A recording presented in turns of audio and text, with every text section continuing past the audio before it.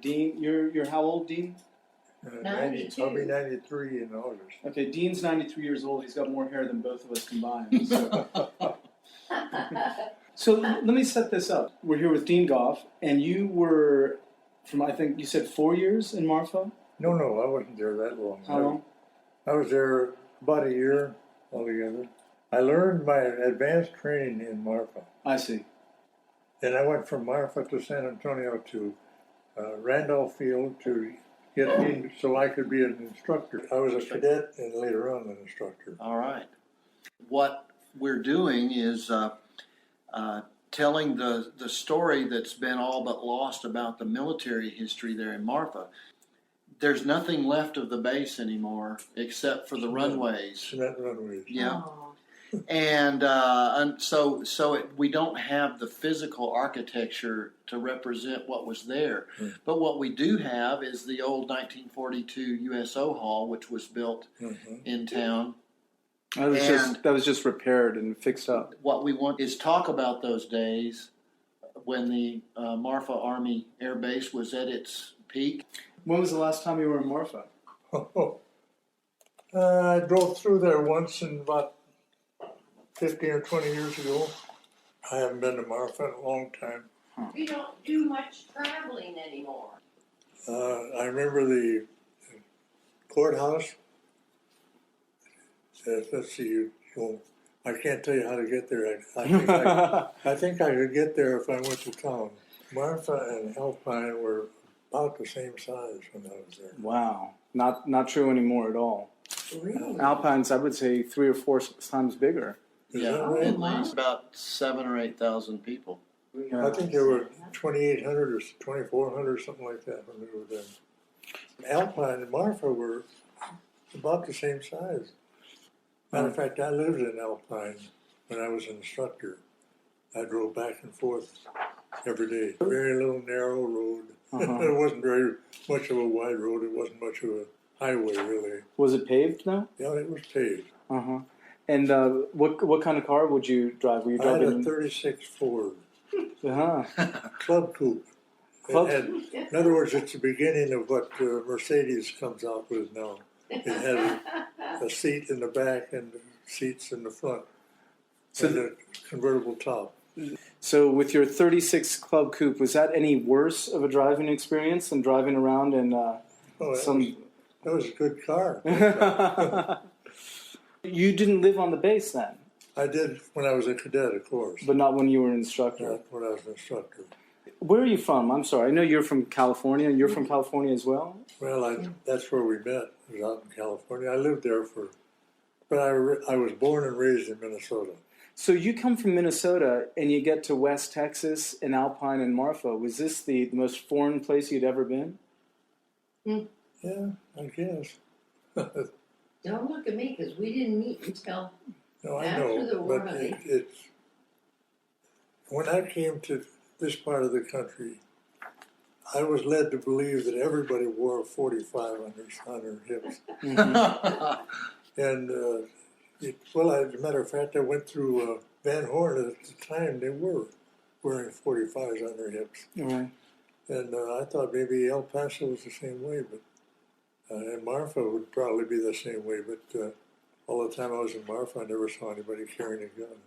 I don't know. Marfa seemed to be a little bit more sophisticated and That's right. than carry than a Sanderson or Sonora maybe.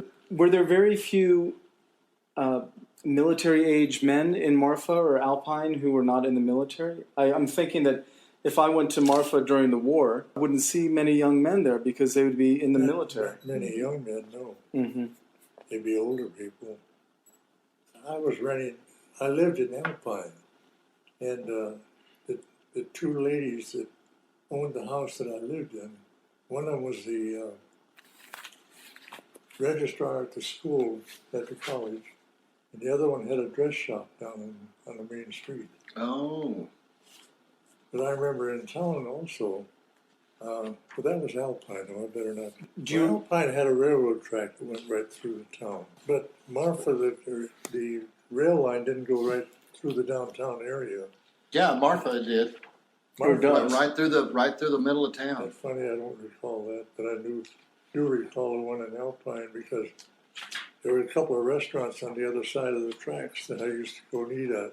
Well, give us some names. Do you recall any of those restaurants? I can't recall. Oh, One place was,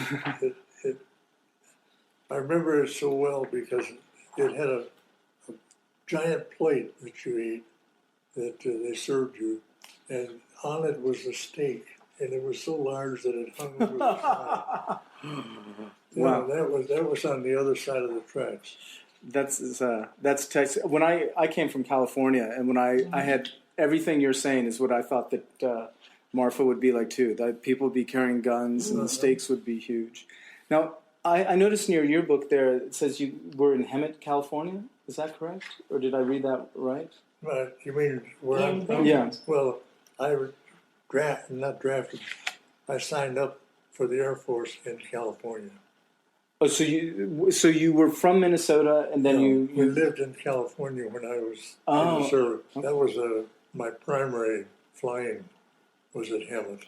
Well, tell me about what you flew, what kind of aircraft you flew, and where you flew it. Well, in Hemet, we flew primary trainers, PT-19s, I believe they were, if I'm not mistaken. It was a single engine, low wing, and a tail. In other words, it was where the tail comes down at the same time your wheels come down, but they were not retractable wheels. Okay, in the same way in basic, I went to Minter Field, and we flew BT-17 and BT-19s. What the difference was, I don't know. One was supposed to be a little more advanced than the other, but they both were the same flight as far as I'm concerned. And then we went to advanced, which was in Marfa, and we flew AT-17s and UC-78s. And the difference was, like I told you earlier, was the one had a metal prop and the other had a wood prop. Mm-hmm. But the airplane was a fabric and very susceptible to fires. And the warning we got when we first got there was if the airplane catches fire, you get to bail out quick because you don't have a second chance. But I didn't have any trouble flying with it all the time I was there. And I had a little run-in with my squadron commander. Matter of fact, when I came back from San Antonio, Randolph Field, they had taught us when you take off, keep it low until you get your speed up. Your single engine airspeed. We had two engines in these, and I'd fly low, and then when we got to the single engine airspeed, I'd pull it up. And the instructor, my commanding officer, or whatever you want to call him, he took a check ride with me, and I did the same thing. He bawled the hell out of me. He said he didn't think that was the way to fly. And I said, well, you better talk to San Antonio and tell Randolph Field to change it way, because that's what they taught us. And after that, I taught all the cadets that I had to fly it low until you get your speed up. And never had any run-in with anybody after that. Was that the policy after all, to fly low? It was my policy. Okay, that's good. That's good enough for me. You seem like you were a big guy, or you were then. I'd always thought that military pilots tended to be short and were small guys. No, they put the short guys into the fighter pilots. And they put us tall guys into heavy bombardment. Mm-hmm. And that's what we were training, twin engine. And then you go from there up to B-17s, B-29s. That was the biggest airplane that they had during World War II, was the B-29. Right, and it's still a huge airplane. Still a pretty good size airplane. Yeah, absolutely. In Marfa today, there's more physical evidence, I think, of the POWs. Yes. Because some of the POWs, the German POWs, painted murals to remind themselves of what life was like back home. That is the non-military part of life back home. Right. And that was in the old, the Fort D.A. Russell, they called it the Building 98. It was the officers' quarters where Patton had come and visited it at some point. Mm-hmm. And those murals are currently being restored as well. Well, Fort D. Russell was also not a commissary, but where you could get shoes and so on. They were all there, and when you were authorized to get a pair of shoes, you went over to Fort D. Russell and they issued them for you. Was that where the hospital was also still active over there? There's an old building that they identify that used to be the hospital, but I was wondering if it was still active when the air base was. I'm not too familiar with D.A. Russell. I didn't spend much time over there. Didn't go over there very much, but got a pair of shoes. I remember that. The story, and you help me out because I might be wrong, but the story I heard is that in like 1944 or 1945, that's when German POWs, primarily officer class, were coming to Marfa. And it was because they were part of the Africa Corps, because Rommel's guys, because of the Geneva Convention specified that the place you should be brought should be as close to the place you came from as possible. And so, because they felt like these guys had acclimated to a northern African climate, even though they were German. Yeah. And so they stayed in Marfa without a whole lot of, because Marfa is so remote, they didn't need the barbed wire fences and this kind of thing. No one was going anywhere. No one couldn't. Yeah. Do you remember seeing these guys? Yeah, we saw the German prisoners of war. Was there any interaction? Yeah. I don't know what, at least there wasn't with me. Mm-hmm. I didn't get over and socially mix with them, but we knew where they were and what they were there for. Mm-hmm. And that was kind of off limits for the rest of us. And I know that some of them stayed in Marfa after the war. At least I was told. Yes. Well, the story I heard is that it was mandatory that you had to go back to your home country, and then they went to Germany and immediately came back to West Texas. Right. Yeah. I mean, who knows? Maybe that was a technicality, and these people said they did that, and they just stayed in West Texas. Right. But there's a woman named Mona Garcia who's the custodian of this Building 98, and she knows a whole lot of the history of the POWs. And apparently most of these guys, or a lot of these guys, by this stage of the war, were not very excited about going back home. That's right. I bet. Yeah. Well, they got treated well, too. They got treated well, and they got to mix with town people. So here's something for you. Did you have any friends from Marfa or Alpine? That I remember since? Yeah, you don't need the names, but just any. I'm just curious as to what the social life was. Billy Cruz is one. Uh-huh.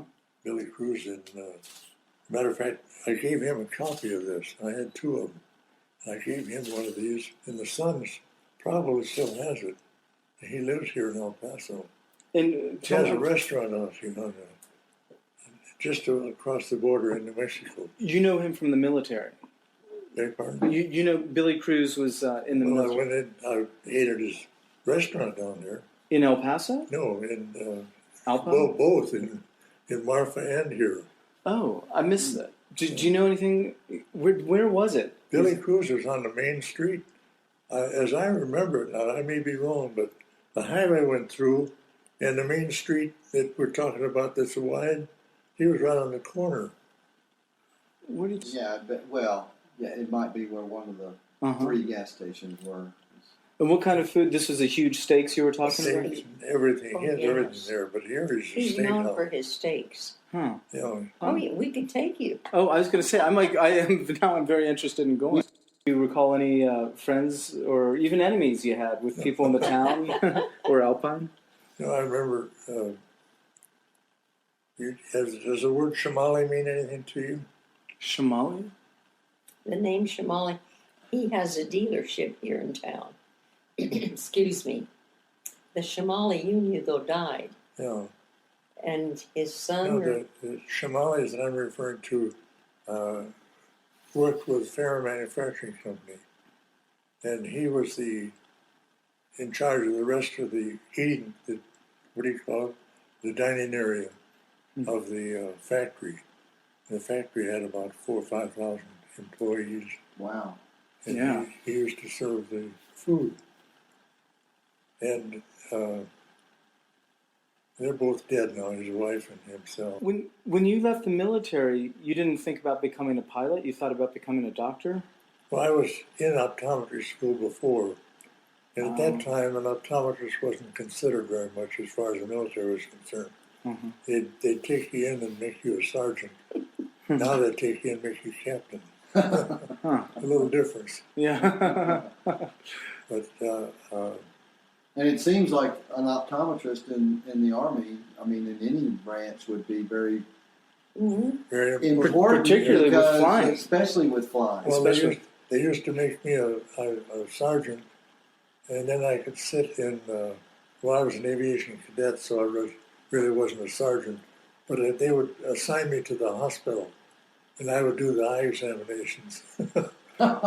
And I was doing flying and learning how to become a pilot at the same time. So things have changed a little bit since then. I'll say. If it weren't for the war or the military, would you probably be living in California or Minnesota right now? Probably be in California. And is that a good thing or a bad thing? I mean, you seem to have made a good way for yourself we here in El moved to Paso. California from Minnesota because my father's health was bad. Okay. And we thought with him getting more livable time when you could get out in the fresh air and so on, that he might live longer. But unfortunately, it didn't do much good. But we were settled in California by then, so we just decided to stay. Tell me then about your last days in Marfa. You just said to yourself, Southwest Texas isn't so bad, and I should maybe make a home for myself and meet my wife and all the rest. Marfa was an interesting place as far as I was concerned. I enjoyed Marfa, and I still look at it, and I'd like to go back and see it again. And perhaps we will. I don't know. Yeah, Debbie was telling me that she Ken, said, they bring you down there anytime and just arrange it. I think she was there. I'm like sure 3 they years. would. Mona Garcia would just flip out. She would love to meet the Goffs. And I'd love for you to come and see the USO building That'd be and interesting. see how. I mean, it still has the original 1942 speakers up on the wall. Oh, The my stage, the walls, the ceilings, everything is virtually the same as it was when they would have the graduation ceremonies there. Yeah, it might bring back some memories. And, Excuse me, how long did it take you to drive here? a little under 3 hours.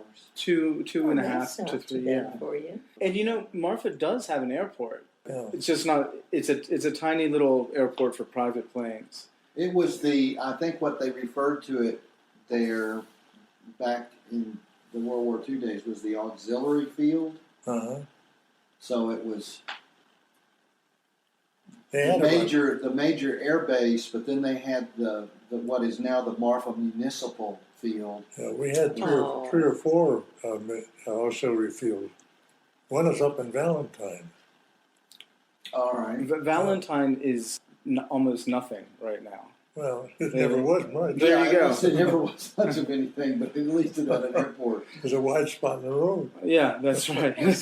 Excuse me, where are you from originally? Tex? I was born in Houston, Texas. Okay, and then Jason? I'm from Washington, D.C. originally, in the last 15 years in California.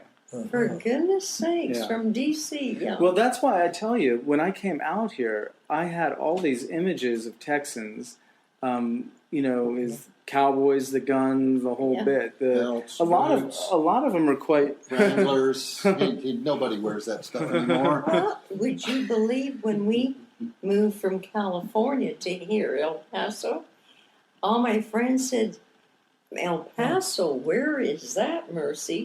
Really, in California. And that was in the 55. And I said, well, I expect I'll see cowboys on the street. Yeah. Their guns and all. And I was so disappointed when we came. What can you do? So much for stereotypes.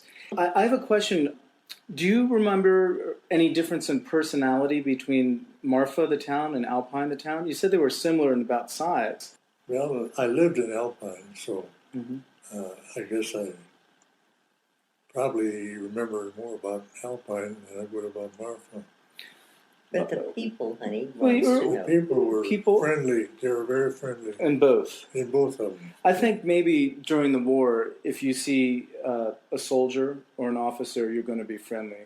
I can't imagine it being any other way. No, I mean, back then, everyone was so patriotic. Yeah.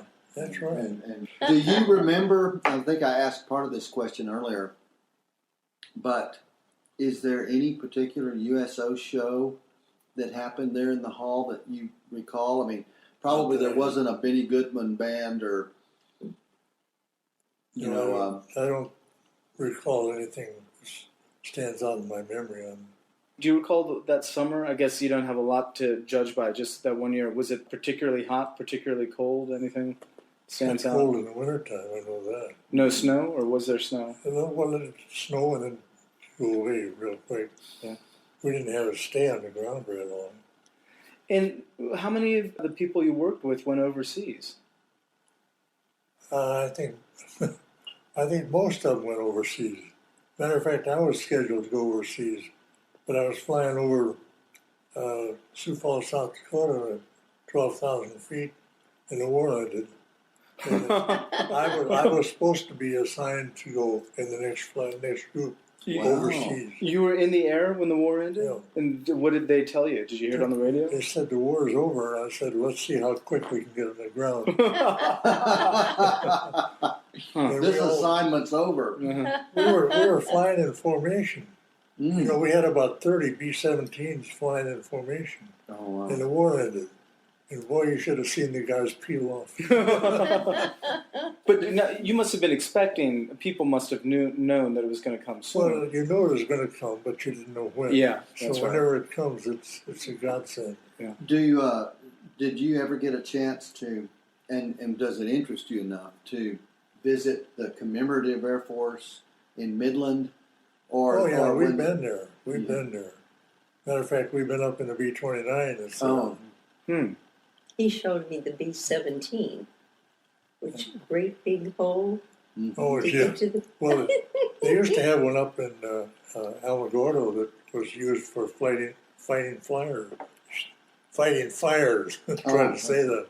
And we went up and took her up to show her what the B-17 was like. And she almost fell into the hole that goes between the pilot and the co-pilot Oh. to get down to the navigator. oh wow. Huge.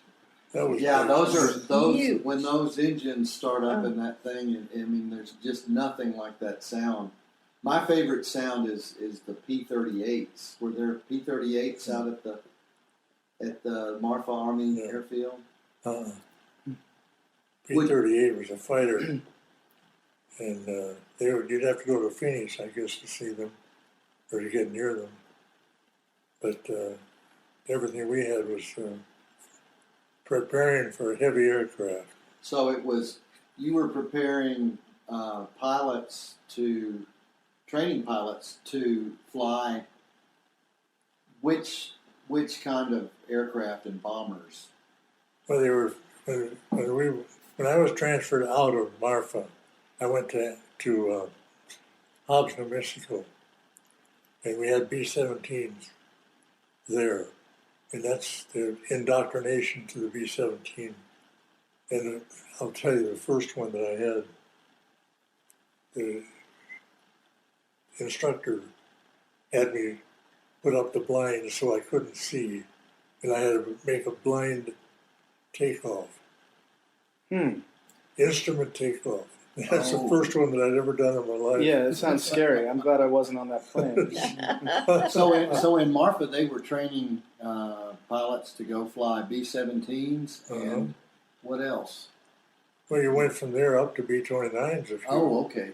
you know, I thought a B-17 would be after a B-29 since it seems No, so much bigger. B-17 is smaller than a B-29. Oh, it is. B-29 is the one that flew over Oh, Japan. Tokyo. oh, that's yeah. The In fact- Enola Gay. Yeah, it Enola flew, Gay. flew the That's right. A-bombs, right. I guess I was thinking In of the fact- B-24. B-24 was in competition with the B-17 all the time. Yes. The pilot graduated from the same high school I did in L.A. Oh, of the Enola Gay. Wow. The what was his name? Oh shoot, What was the high school? Doolittle. Yeah, Doolittle. Oh, What, yeah. what was the high school? Manual Arts High School In Los Angeles. Wow, you in know, L.A. Mercy, if we do this again, or if you guys come to Marfa, I'd love to interview you about Los Angeles because that's Oh, a subject I know a little too well too. Question for you: when you were in the air practicing in Fort Diego, I'm sorry, help me out now. The Marfa Army Airfield. The Marfa Army Airfield. Right. How far could you go, or how far would you go? Would you, fly For training flights. training flights, hundreds of miles, No. 50 Well, miles? it depends. We had long distance, whatever, cross-country flights that we flew up to Valentine and Van Horn and then over to, can't even think Fort of the name of it. Davis. Fort Davis. I saw a picture that it said that Fort they used Davis? they used part of that one dome of the McDonald Observatory as a landmark on Mount Locke. Right. And how many aircraft would be in the sky at a time? This is what I'm thinking. If I was around in 1944 or 1945 in Marfa or Fort Davis or Valentine, would I see maybe 50 aircraft in formation? No. How many? You know, they separate them so you don't get, too many in the same area at the same time. I see. And they did that for the people in the town? Or for... You mean, Yeah, why... No squadrons, honey. Excuse me. No. I think we're asking the same question. So if I was on the ground eating lunch or something, and there were a training run, would I see 10 aircraft or 20? you see, they one after another. One after another. No. So we would never... And they probably didn't fly over the city airspace anyway. Is that true? Part of the training. Now, I can tell you something I remember very clearly. I used to have a locker. Well, all of the instructors had lockers in their squadron. And one of my buddies was right next to me. Well, we went on a cross country, and they had a pilot on the ground at all the checkpoints. And this one was not Van Horn, but the one after Van Horn. I can't even think of the name of it. And anyway, he was on the ground there, and we had one of the cadets wanted to be a big shot, and he flew in and he, wind right over him is what he was going to do. But when he tried to pull up, he forgot that the airplane mushes went down and killed him. Oh, Killed the pilot and also the instructor. The instructors, when they come around to take all of his equipment out of the locker, kind of hit home Yeah. that you don't try to pull something different. You do it the way they tell you to. That's the best way. so he was gonna try, like He was do a gonna go out there, buzz, but he just. Excuse me, may I fix you some coffee? Oh, I'm fine right now, thank you. But, Sure, I would love some coffee. Okay. Do Okay. you drink it black? I do. Okay. Dr. Goff, you used a term I hadn't heard before, mush. You said planes mush. Is that Yeah. what you said? What does that mean exactly? Well, if you're going down and you pull up like this, Mm-hmm. the airplane won't go like that. The airplane will go like this. Oh, See? I see. It just, Yeah, it's not like driving a Ferrari. It's more like driving a station wagon.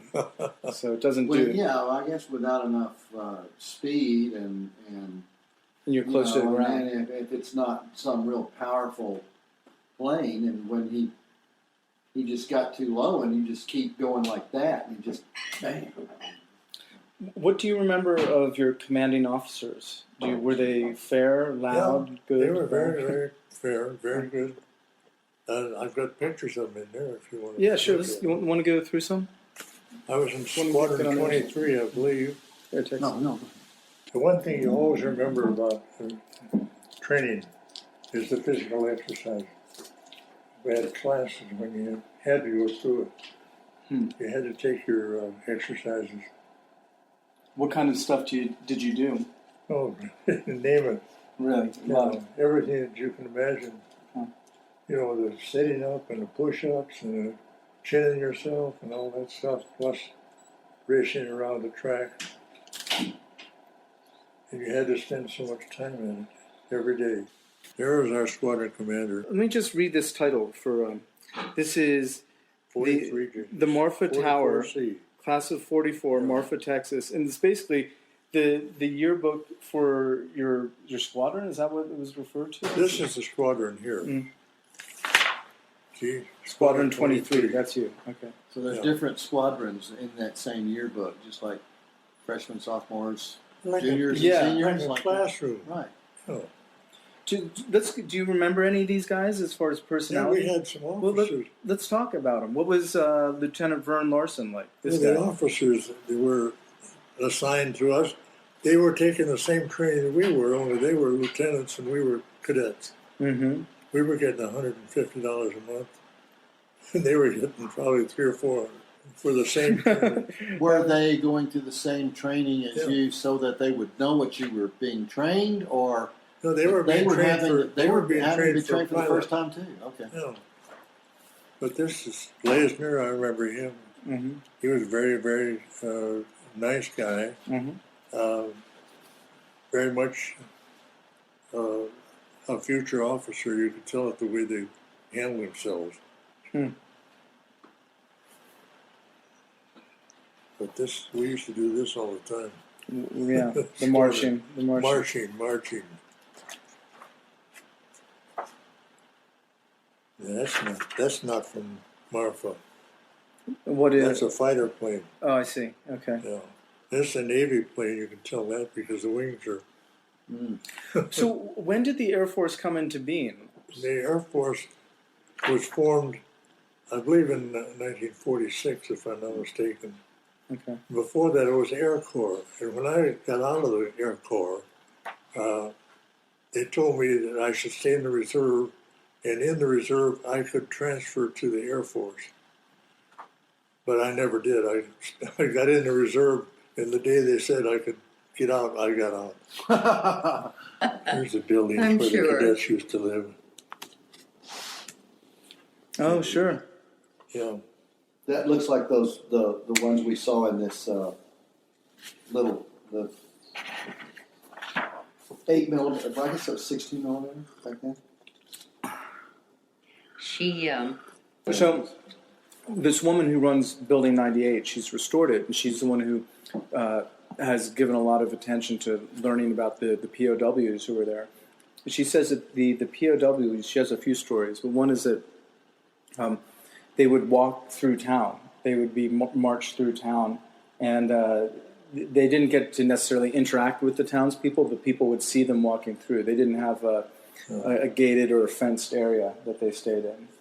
And they painted with house paint. They painted the walls of their barracks with scenes of Bohemia and Austria. oh my. Yeah, and also scenes from West Texas. And they loved Texas and West Texans. Mm-hmm. And so in that building, there's one long hall and another side room, but all four walls in each of those rooms are West Texas scenes. Big murals of cowboys and cattle and mountains and the cactus. One amazing story she tells is that apparently the officers, or some of the officers were there, would request hair dye because they wanted to look like these Aryan guys with the blonde hair, but they didn't have it, the other guys. So they weren't like more or less the Germans were back in their home country. Can you tell me one more time the day you got to Marfa, and maybe a little bit about how you found out you were going to go to Marfa, and how long you were there and when you left? I can remember coming into Marfa, we came in on a train, and got off there at the old depot. Well, that's right. The train stopped at the gate, and we got off from there and walked in. I can't tell you the exact date. And it was then I went from there to Marfa, In 1943. 1943. We have a correction to make. Tex and I just realized you were right. There was another railroad track which did not go through the center of Marfa. So you were saying earlier that the track went through the center of Alpine, but not through the center of Marfa. And you're right. Because it doesn't anymore. I'm glad I can straighten you guys out. It did go right through Marfa and still does. But there was Another one, another track, which is what you were peels going off, and it's called the South Orient Okay. line, and For it goodness went sakes. toward the. but it's not there anymore. It went to. It's still there. They just don't use it. Okay, well let's hear that. Come get in close, Mercy, and let's hear the story. Oh Come on dear. over, honey. Well, You're going to tell a good story? at the time that I was attending USC, Mm-hmm. all my friends were having classes all during the day. I happened to schedule all of mine in the morning. And so we had carpooling in those days. And so I thought, well, you know, I can study at night and I'll just go over and apply as a receptionist at the School of Optometry. So I went and applied, and I got the position. And so I worked 4 hours a day in the afternoon for $1 an hour. $1, I made $4. Probably easy to calculate your taxes. And so when I went home and told my parents this, they were upset. They said, no, we don't want you to work. We want you to do your studies, your homework, and whatnot. And I said, well, don't worry. I will. I'll keep up with it so I could go home with the gang. So that's how we met. He was a senior at the time. And he also was a student, what did they call it in those days? Check doctor. A check doctor for all the other students. Well, he was a student, but he was a check doctor. And so his class heard that they had a new girl, I guess, up front. This is what I was told later. And so when his class was dismissed, I thought, all these men coming out. And I'm thinking, what in the world? I had no idea. So I was besieged with the classmates. So that's how we met. Because you were the cute receptionist. Well, I don't know about that, but So it was fun. I was assistant to the secretary of the dean also. So I guess when you're talking about two Picture. Oh, optometry people, when they start dating, they really are seeing each other. they're seeing eye to eye. he wants me to get. I want to show you what she looked like. Okay. Well, I see what she looks like now, and you're doing okay. Yeah. Wait till you see this. How did you? This when I saw this through the window, I said, "That's the one. That's the Wow. one." And I lived up to it. And Wow. You were- Oh my you know what I goodness. mean? How did you avoid becoming a movie star Well, in California? That's another story. They wanted me to become. You were an actress at some point. I know it. Am I right? before and after. Yeah. I did a little for the schools. I love it. They wanted. Live it up later. They wanted me to become a model, Mm-hmm. and at that time we were engaged. Mm-hmm. And I remember the two men came to our home, and they approached my father, of course. Two men from a Just modern lay it down. agency. It's all right. Yes. And he says, she's going to be married. So you will have to ask her husband to be. So, of course, he turned it down. You wouldn't let her He- be a model. He wouldn't. And I said, well, my goodness, I could make some extra money. Yeah. Because we didn't have any money, as you know. I think I understand though why you're still married. You made some right decisions. Good, Well, right? 64 years. Yeah. Wow. 60 to the same man. Yeah, right. That you had to stipulate that. Yeah, right. You could have done a Liz Taylor and said 64 years to the Yeah. first 8 men. Yeah. Tex had an idea, and I think let's go with that. He said, "Do you have anything else? Anything you want to say about anything?" No, not right on. Think about it. Okay, I'll help you out. How did you were with her, engaged in California, Mhm. but you're here in El Paso. Why'd you come back to West Texas? Oh.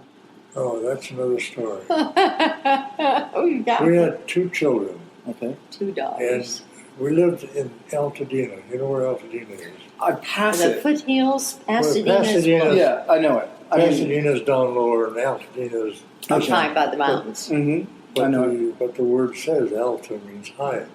It's up against the mountains. Mhm. And the smog was so bad, and this is back in 40 something. in the 40s, the late 40s and Late early 40s, 50s. early 50s. 1955, one daughter was 6 years old, and the other one was 2, I believe, or about that. And the smog was so bad that they couldn't breathe. At night, we'd take them and have to set them up in bed so that they could breathe properly. What year was this? This 1964. is 1955 Oh, when we moved 55. here. When we moved here. My But so gosh. it was earlier than that, 50. So life was too 51. short, and I was practicing in Pasadena. I had a young guy that wanted to buy it. I said, The fine, it's yours. And we took off. And the reason we came here is because I was going to go into practice with another doctor. But when I got here, he hadn't passed the state board, and I had. And he says, "Will you start up the practice, and I'll join you when I feel like it, or when I get through it, or get more advanced, or something." I don't know, but he had all kinds of excuses. Anyway, I said, "No, that's not going to be the way I'm going to practice by myself." And then went into practice, stayed here, done fairly well. Can't complain too much. El Paso's Oh, been no. pretty good to us. In Texas too. Gorgeous, gorgeous. I become a desert rat. I understand you don't do much traveling, but if you do travel, you will have so many friends there, you won't believe it. If you come out to Marfa, people will just be, we might even have a parade for you. Don't blow my head up. Yeah.